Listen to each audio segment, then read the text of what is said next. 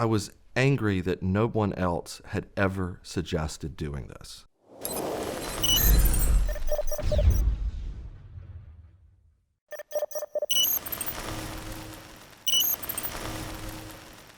My first impression of the brand workshop was I was angry that no one else had ever suggested doing this. Because I don't think that you can truly market in any space, whether it's digital, TV, or whatever, unless you've really done one of these things. So that was huge, first of all, to say, well, this is something that we can do. But what it's done, it's been able to help us both internally and making any of our decisions moving forward, even with a billboard. We have a guide. We have this foundation. The exercise was fun, exciting format. We had to do it remotely, but even that was done in a way that was exciting.